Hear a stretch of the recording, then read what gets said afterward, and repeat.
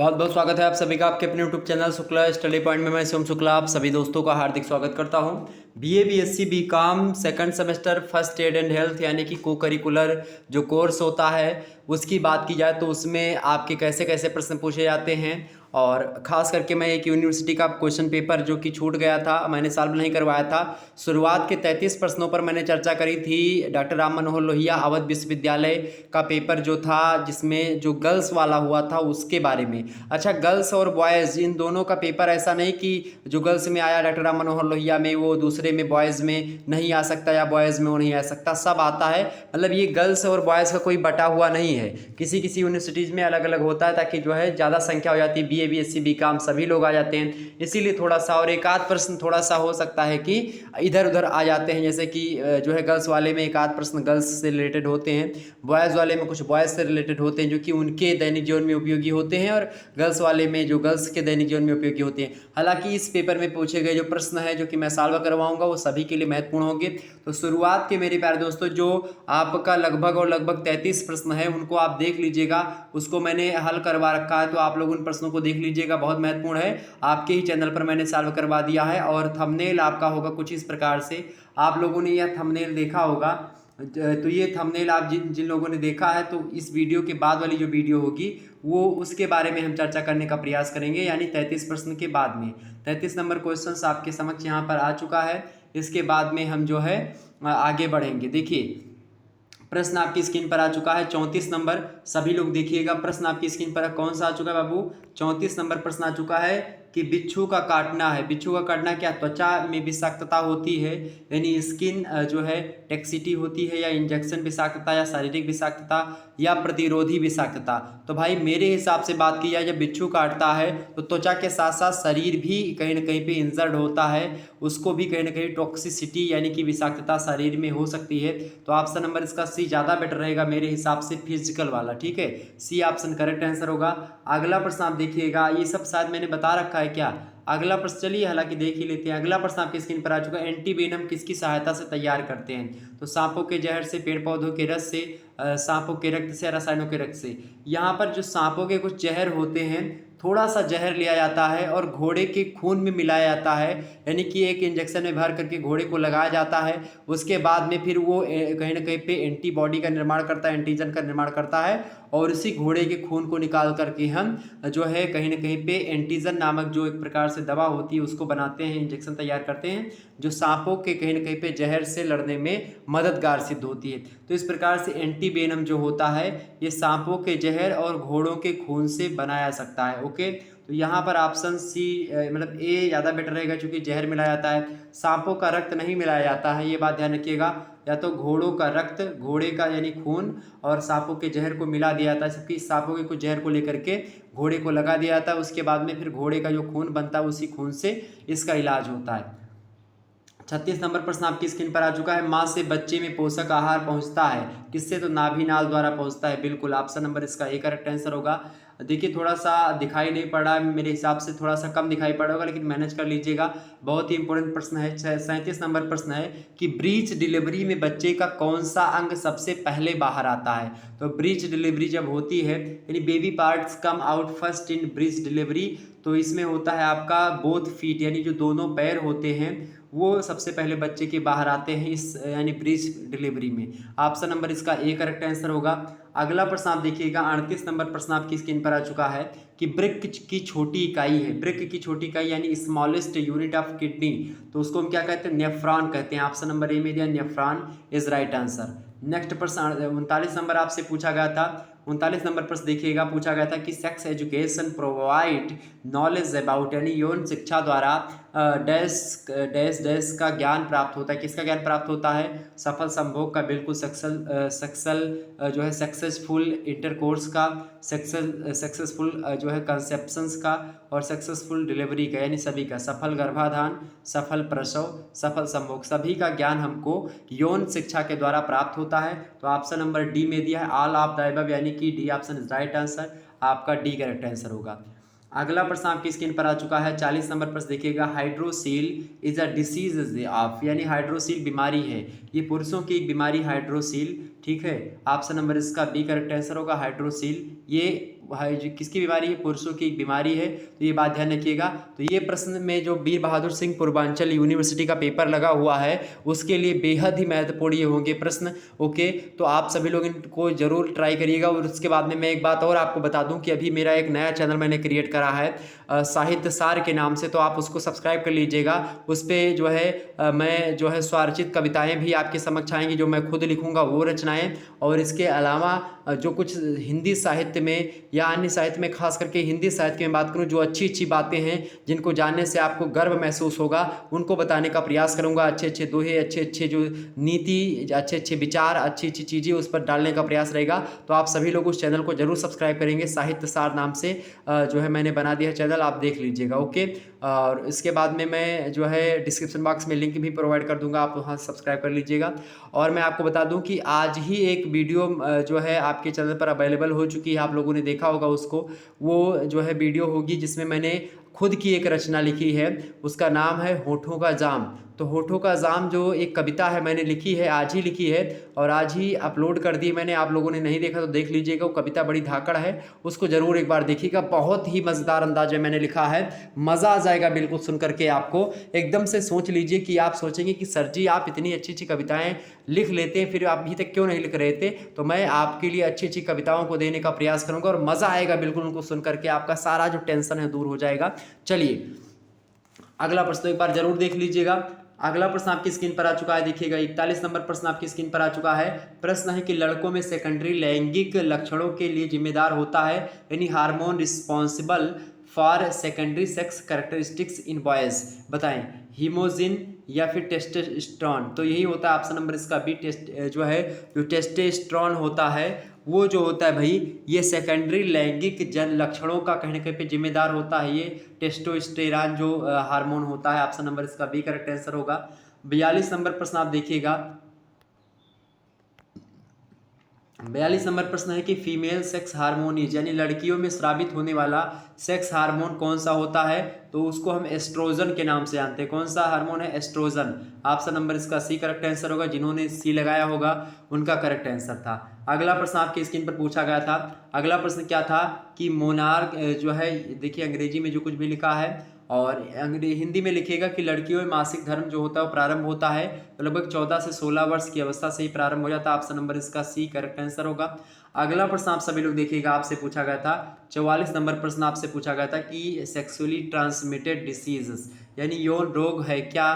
तो एड्स एक यौन रोग होता है, गोनोरिया भी और सिफिलिस भी, ये तीनों रोग जो हैं कहीं ना कहीं पे ये जो है सेक्सुअल ट्रांसमिटेड डिसीजेज हैं, यौन रोग है, यौन संचारित रोग है। तो ऑप्शन नंबर डी लगा दीजिएगा, ऑल ऑफ द एबव यानी कि डी ऑप्शन, उपरोक्त सभी सॉरी। अगला प्रश्न आप सभी लोग देखिएगा। अगला प्रश्न आपकी स्क्रीन पर आ चुका है। 45 नंबर प्रश्न है कि date of delivery is calculated by यानी डॉक्टर को कैसे पता चलता है कि बच्चे का जन्म कब होगा, बताएं। तो पेट की आकृति को देख करके या एक्सरे के द्वारा या प्रथम मासिक चक्र की तिथि के द्वारा या अंतिम मासिक चक्र की तिथि। तो ऑप्शन नंबर इसका डी करेक्ट आंसर होगा। ठीक है, अंतिम मासिक चक्र की तिथि, D option is right answer in this question number 45। अगला प्रश्न आपकी स्क्रीन पर आ चुका है। 46 नंबर प्रश्न यानी 46 नंबर प्रश्न है कि गे आर यानी कि गे होते हैं, पुरुष जो होते हैं गे होते हैं यानी कि जो मेल में इंटरेस्टेड होते हैं उनको गे कहते हैं। यानी कि जो पुरुष के प्रति आकर्षित होते हैं, महिलाओं के प्रति कम आकर्षण होता है मतलब कि कर रखते हैं, तो उनको हम गे कहते हैं। ऑप्शन नंबर इसका जो है ए करेक्ट आंसर होगा। अगला प्रश्न आपके समक्ष 47 नंबर प्रश्न है, देखिएगा जो है लेस्बियन जिस हम किसको कहते हैं? तो ऐसी जो है जाति जिसमें महिलाओं के प्रति मतलब कि खास करके आप देखते होंगे कि कुछ महिलाओं के प्रति आकर्षित होती हैं, तो उनको हम जो है क्या कहते हैं? उनको हम लेस्बियन कहते हैं। ठीक है, लेस्बियन, तो उनको हम लेस्बियन कहते हैं। जबकि ऐसे पुरुष जो कि पुरुष के प्रति, तो पुरुष के प्रति अगर आकर्षित हो रहा है तो उसको हम क्या कहेंगे? उसको गे कहते हैं। अगर महिलाओं के प्रति आकर्षित होती हैं, लड़कियों के प्रति, तो उसको हम जो है लेस्बियन कहते हैं। तो ऑप्शन नंबर इसका बी करेक्ट आंसर होगा। ओके, तो ये सब प्रश्न हो सकता है आपके एग्जाम में आ जाएं। अगला प्रश्न, ये क्वेश्चन पेपर ही है, मैं सॉल्व करवा रहा हूँ, मैंने अपनी तरफ से इन प्रश्नों को नहीं बनाया है, ये क्वेश्चन पेपर में पूछे गए प्रश्न हैं। अगला प्रश्न आपकी स्क्रीन पर आ चुका है कि मेडिकल जो है टर्मिनेशन ऑफ प्रेगनेंसी एक्ट, यानी कि medical termination of pregnancy act जो है कब पारित हुआ, तो ये 1971 ईस्वी में पारित हुआ था। ऑप्शन नंबर इसका बी करेक्ट आंसर होगा। अगला प्रश्न, इसमें बाद में संशोधन भी होता है। अगला प्रश्न आपकी स्क्रीन पर आ चुका है, 49 नंबर प्रश्न है, केसेस ऑफ अबॉर्शन यानी गर्भपात के कारण शरीर में रक्त की कमी, विटामिन ई की कमी और हार्मोन का असंतुलन, इन सभी के कारण से क्या होता है, गर्भपात हो सकता है। ऑप्शन नंबर इसका डी करेक्ट आंसर होगा। एबव ऑल यानी ऑल ऑफ दीज यानी कि उपयुक्त सभी, डी ऑप्शन करेक्ट आंसर होगा। 50वां नंबर प्रश्न आप सभी लोग देखिएगा, एक बार जितने भी लोग देख रहे हैं फटाफट से वीडियो को लाइक और शेयर कर दीजिएगा और साहित्य सार वाला चैनल जरूर सब्सक्राइब कर लीजिएगा। आप सभी लोग, आप लोगों के भरोसे पे मैंने बनाया है और ये कहीं ना कहीं पे बहुत सारे लोगों ने चैलेंज भी किया था कि सर जी जो है मतलब कि, हालांकि चलिए उसको मैं यहाँ पर कहना उचित नहीं समझता हूँ, लेकिन चलिए फिर हम आगे बढ़ते हैं। अगला प्रश्न आपकी स्क्रीन पर आ चुका है, तो उस चैनल को आप सब्सक्राइब कर लीजिए, चूँकि ज़्यादा से ज़्यादा मात्रा में मैंने सोचा था कि 1K हो जाएंगे जो है आज शाम तक, लेकिन आप लोगों का भरोसा, आप लोगों का प्यार अगर मिला तो ज़रूर होगा। बस आप लोगों का साथ चाहिए, आप लोग एक बार शेयर जरूर कर दीजिएगा सभी दोस्तों के पास उस चैनल को, ठीक है। एक ही वीडियो भी डाली है, मैं उस पर जो है कार्य करूंगा और बड़ी धाकड़ अंदाज से आपको उस पर दिखाने का प्रयास रहेगा, बड़ी अच्छी अच्छी चीज़ें। अगला प्रश्न आपकी स्क्रीन पर आ चुका है कि not a type of abortion यानी गर्भपात का प्रकार नहीं है, बताने का प्रयास करेंगे। तो भाई पूर्ण जो है अनिवार्य गर्भपात जो होता है, ये कोई जो है इसेंशियल अबॉर्शन, ये गर्भपात का प्रकार नहीं है। जबकि कंप्लीट अबॉर्शन जो है सेप्टिक एबॉर्शन और मिस्ड एबॉर्शन, इससे मिस्ड गर्भपात, सेप्टिक गर्भपात और पूर्ण गर्भपात ये होते हैं गर्भपात के प्रकार। जबकि अनिवार्य गर्भपात कोई गर्भपात का प्रकार नहीं, तो ऑप्शन नंबर इसका डी करेक्ट आंसर होगा। 51 नंबर प्रश्न देखिएगा, mental development is affected by यानी कि मानसिक विकास प्रभावित होता है, किससे प्रभावित होता है, पारिवारिक वातावरण से भी प्रभावित होता है, महाविद्यालय के वातावरण से भी प्रभावित होता है, ठीक है, और इसके अलावा पेरेंट्स बिहेवियर से यानी माता पिता के व्यवहार से भी, और इन सभी से यानी कि ऑल ऑफ द अबव उपयुक्त सभी, D option is right answer in this question. Next प्रश्न, अगला प्रश्न आपकी स्क्रीन पर आ चुका है, 52 नंबर प्रश्न देखिएगा, is the best way of protect male from जो है वेजिनल जो है इन्फेक्शन एंड कॉन्टैक्ट यानी योनि रोग संक्रमण एवं संचरण से बचने का पुरुषों के लिए कारगर उपाय कौन सा होता है। बिल्कुल मेल कॉन्डोम, बिल्कुल यही होता है आपका ए ऑप्शन, ठीक है। तो इससे अगर इसको यूज व्यक्ति करता है तो यौन रोग संक्रमण से वो बच सकता है, ठीक है। तो ऑप्शन नंबर इसका ए करेक्ट आंसर होता है। और परिवार नियोजन के लिए भी ये एक महत्वपूर्ण फैक्टर है। इसके अलावा ये तमाम प्रकार की चीज़ें, तो ये ए ऑप्शन ज़्यादा बेटर है इसके लिए, ठीक है। अगला प्रश्न आपकी स्क्रीन पर आ चुका है, 53 नंबर प्रश्न आपकी स्क्रीन पर आ चुका है। प्रश्न देखिएगा सभी लोग, प्रश्न क्या दिया हुआ है, प्रश्न है कि जो है टाइप ऑफ रेप यानी बलात्कार का प्रकार है। देखिए तो डेट रेप हो गया, गैंग रेप, विवाहित बलात्कार, ये सब होते हैं भाई, ये सब कहीं ना कहीं पे ये सब रेप के ही प्रकार हो सकते हैं। ऑप्शन नंबर इसका डी करेक्ट आंसर होगा, above all.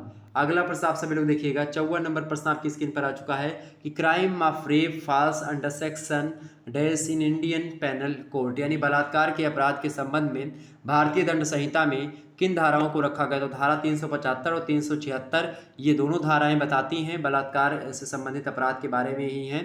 Option number C लगाइएगा, ए और बी दोनों, ठीक है, बोथ।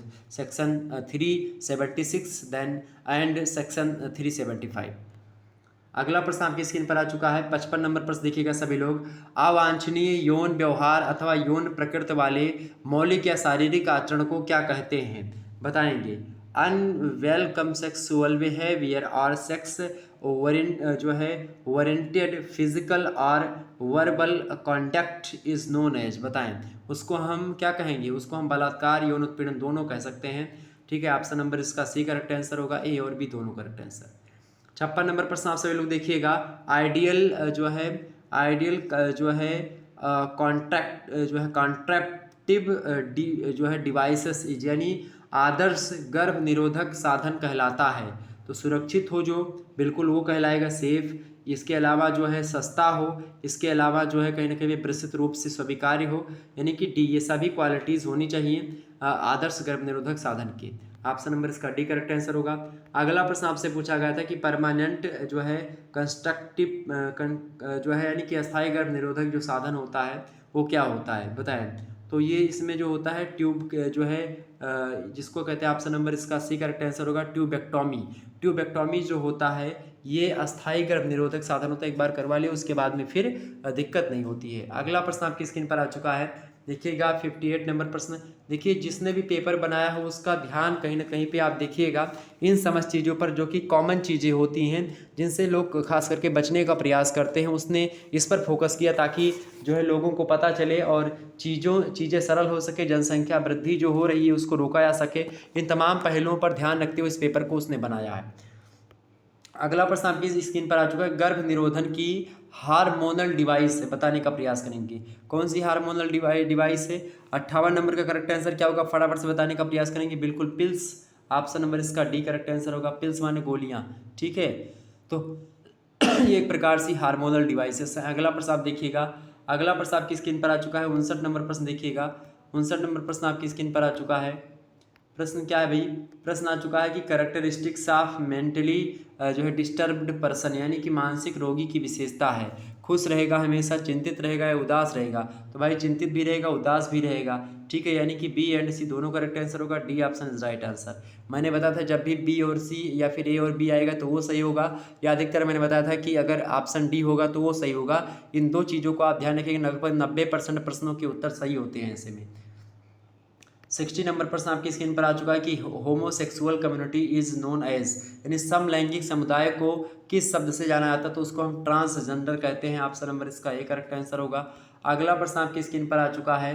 देखिएगा 61 नंबर प्रश्न आपकी स्क्रीन पर आ चुका है। सभी लोग देखिएगा कि बड़ों को सीपीआर देते समय, बड़ों को सीपीआर देते समय छाती को दबाने व सांस देने का सही अनुमान, मतलब सही अनुपात कितना होता है?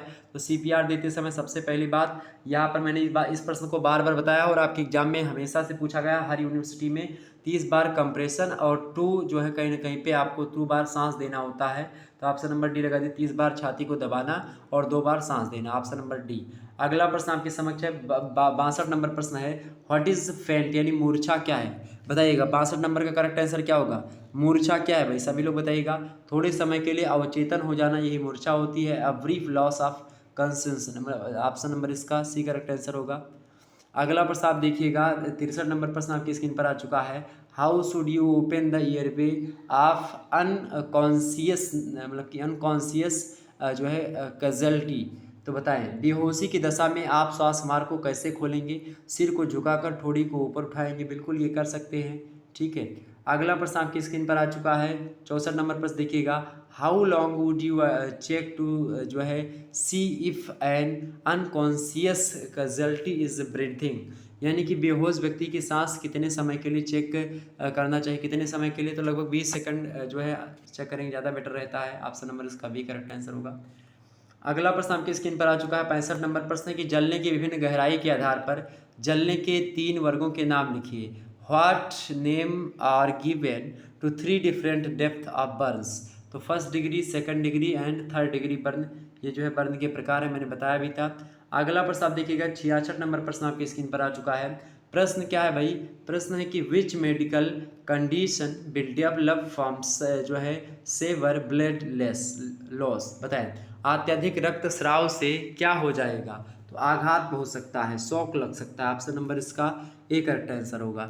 अगला प्रश्न आपकी स्क्रीन पर आ चुका है। 67 नंबर प्रश्न देखिएगा। 67 what are the symptoms of third degree burn, यानी थर्ड डिग्री बर्न के क्या का लक्षण है? तो जली तो त्वचा तो जल जाती है, मतलब जली हुई दिखी पड़ेगी, लेकिन दर्द नहीं होगा, ठीक है। ऑप्शन नंबर इसका ए करेक्ट आंसर होगा। जिन्होंने भी ये लगाया उनको नंबर मिल गया। अगला प्रश्न देखिएगा। आपको यहाँ इसका नंबर जोड़ा नहीं जाता है, बस इसमें 33 नंबर अगर आपके आ गए तो पास हैं, लेकिन आप 60 नंबर लाने का प्रयास ज़रूर करिएगा। वैसे जितना अभी तक मैंने पढ़ा दिया है वहीं से सब आएगा और उतने में ही आप पास हो जाएंगे, क्वालिफाई हो जाएगा, मेहनत किया अगर आप लोगों ने पढ़ा है सही से तो। अगला प्रश्न आपकी स्क्रीन पर आ चुका है। What is the first thing you should do for severe bleeding, यानी कि अत्यधिक रक्तस्राव होने पर सर्वप्रथम क्या करना चाहिए? तो रक्तस्राव के स्थान पर हाथ से या कपड़े द्वारा सीधा दबाव डालेंगे तो रक्तस्राव थोड़ा सा रुक सकता है। तो ऑप्शन नंबर इसका बी करेक्ट आंसर होगा। ओके। 69 नंबर प्रश्न आपकी स्क्रीन पर आ चुका है। 69 नंबर प्रश्न आप सभी लोग देखिएगा, आपकी जो है परीक्षा की दृष्टि से बढ़िया प्रश्न है। प्रश्न है कि नसों से होने वाला रक्तस्राव का पता कैसे लगाते हैं? How would you recognise a vein bleeding? तो क्या होता है, घाव से नाड़ी की गति के अनुसार रक्तस्राव होता है। आप देखते हैं जब भी आप देखिएगा, क्योंकि जब नसों से घाव आता है तो नसों में से आप देखते हैं जब आपकी धड़कनें बढ़ती तो उसी के हिसाब से रक्त परिसंचरण होता है। तो जब नाड़ी के हिसाब से, नाड़ी जब आएगी धक से होगी तो उसके अंदर थोड़ा सा खून आएगा, फिर थोड़ा सा फिर आएगा, फिर तब थोड़ा तीव्र धीमा धीमा तेजा इस प्रकार से होता है। तो ऑप्शन नंबर इसका बी करेक्ट आंसर होगा। अगला प्रश्न आप सभी लोग देखिएगा, 70 नंबर प्रश्न आपकी स्क्रीन पर आ चुका है।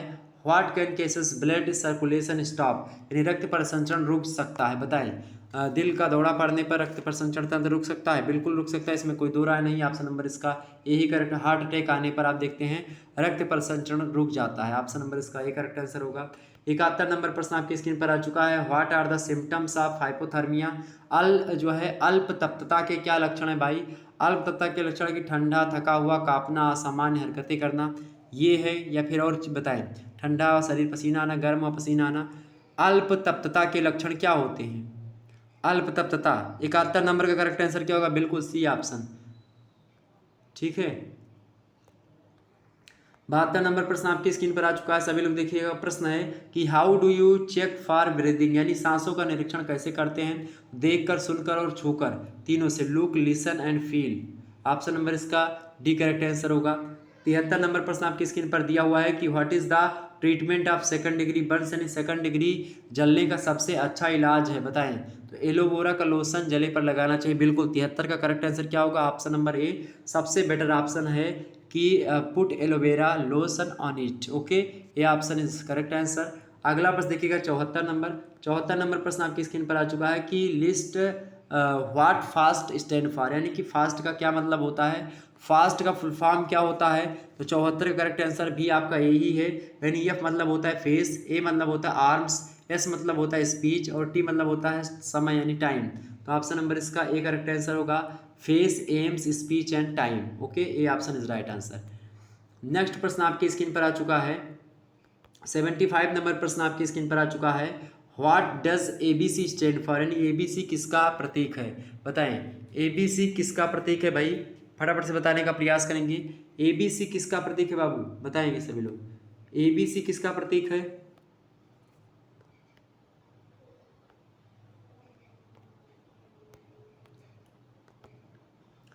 ABC किसका प्रतीक है, बताएं।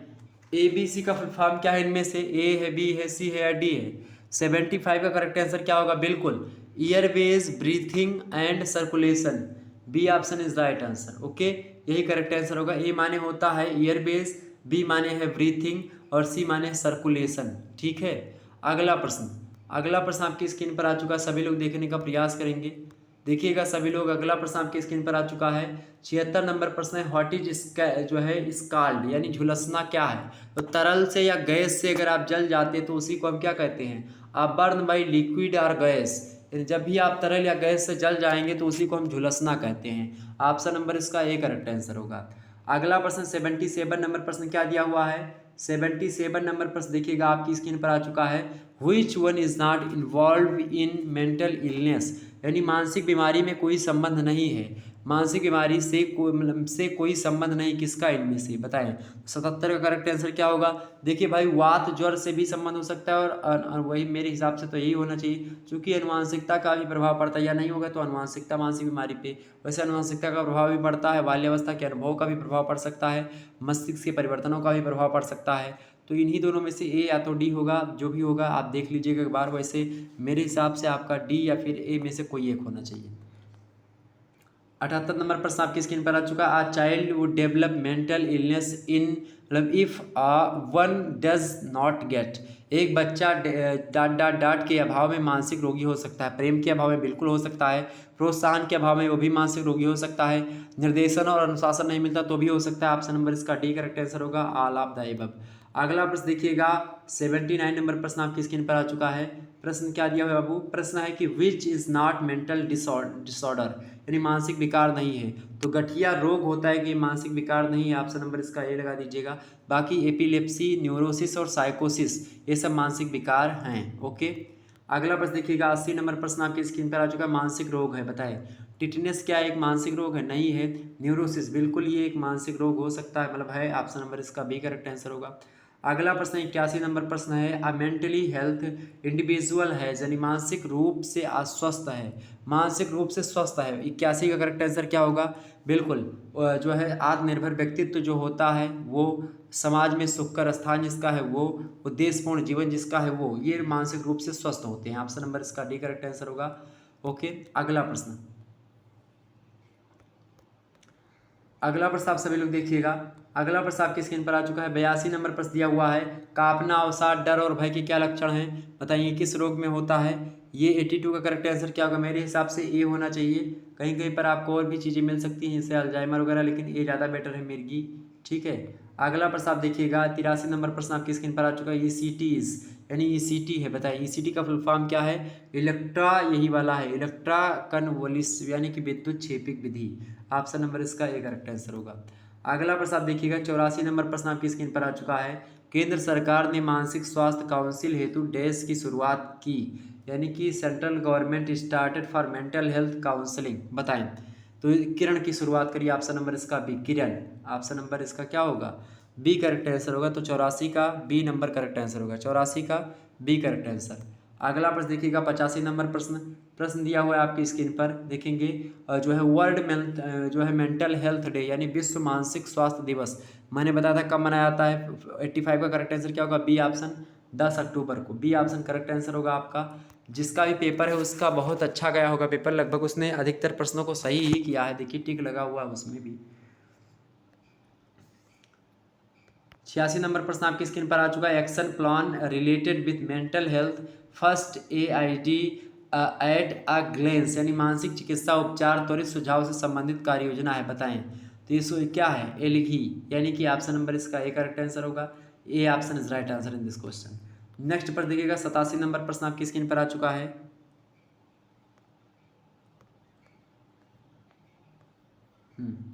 87 नंबर प्रश्न आपके स्क्रीन पर आ चुका। प्रश्न क्या है?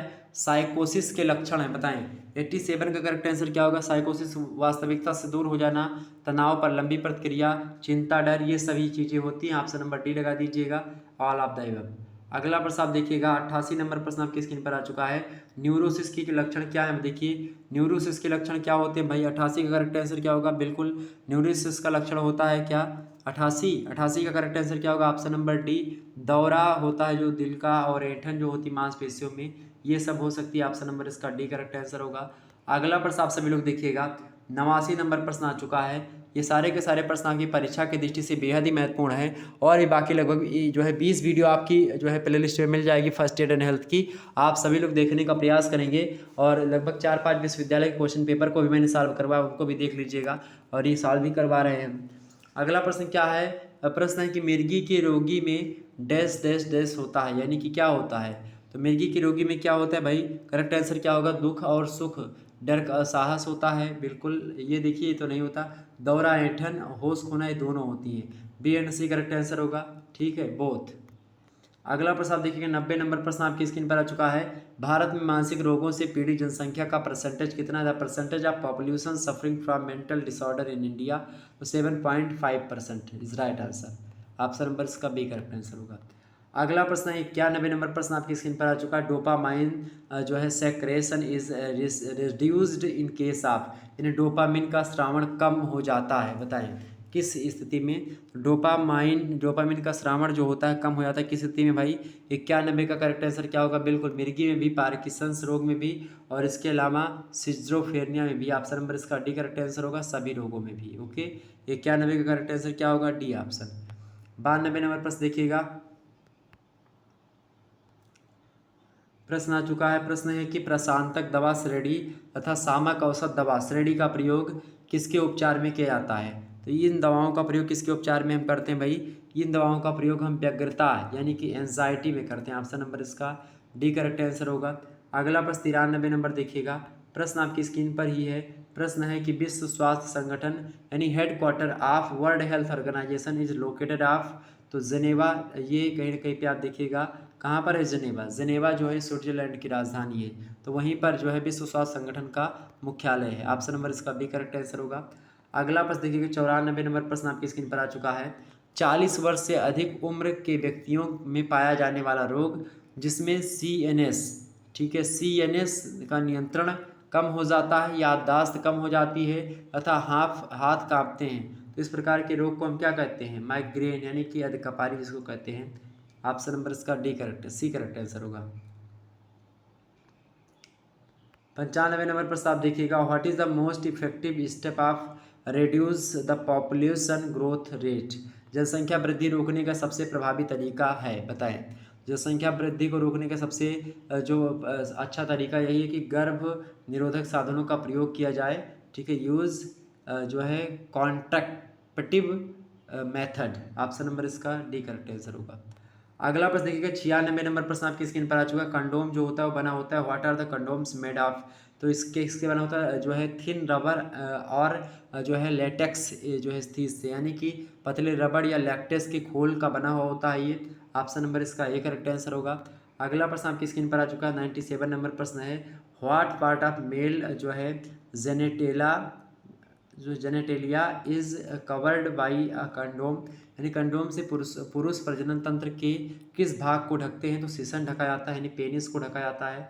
ऑप्शन नंबर इसका ए करेक्ट आंसर होगा। अगला प्रश्न आपकी स्क्रीन पर आ चुका है, 98 नंबर प्रश्न आपकी स्क्रीन पर आ चुका है। प्रश्न क्या है भाई? 98 नंबर प्रश्न है, व्हाट पार्ट ऑफ फीमेल जो है जेनेटेला इज कवर्ड बाई कंडोम? यानी कि महिलाओं में किस प्रजनन तंत्र के अंग को कंडोम से ढकते हैं? तो जो सर्विक्स होती है उसी को। ठीक है, ऑप्शन नंबर इसका बी करेक्ट आंसर होगा। ऑप्शन नंबर इसका बी करेक्ट आंसर, जो सर्विक्स होती है उसी को ढका जाता है इससे, ताकि जो है गर्भधारण ना हो सके। ओके, अगला प्रश्न आपकी स्क्रीन पर आ चुका है, which is popular brand of condoms designed for mails? यानी पुरुषों हेतु कंडोम का प्रचलित ब्रांड कौन सा है? निरोध आप सभी को पता होगा, ऑप्शन नंबर इसका ए करेक्ट आंसर होगा। अगला प्रश्न आपकी स्क्रीन पर आ चुका है, लास्ट प्रश्न है और 100वां नंबर प्रश्न। आप सभी लोग एक बार वीडियो को लाइक और शेयर कर दीजिएगा। देखिए, कुछ अधिक मात्रा में ही ऐसे प्रश्न थे जिनको आप लोग थोड़ा सा शर्माहट भी महसूस कर रहे होंगे और कुछ मात्रा में हमें भी लग रही, लेकिन वो सब सारी चीज़ें भाई आज के भौतिकवादी समाज में और आज के बाजारवाद में या फिर आज की जिस प्रकार से जनसंख्या बढ़ रही है, इसमें अगर शिक्षक लोग सामने नहीं आएंगे, लोगों को ये चीज़ें नहीं पता चलेंगी तो फिर दिक्कत है। वैसे आजकल सभी लोगों को सारी चीज़ें पता है, सोशल मीडिया का ज़माना है, तो सभी चीज़ों को सभी लोगों को सब चीज़ें पता है, लेकिन उसका दुरुपयोग लोग कर रहे हैं। उसका सदुपयोग करना परम आवश्यक है और तब जनसंख्या थमेगी और विकास की गति भी तीव्र होगी।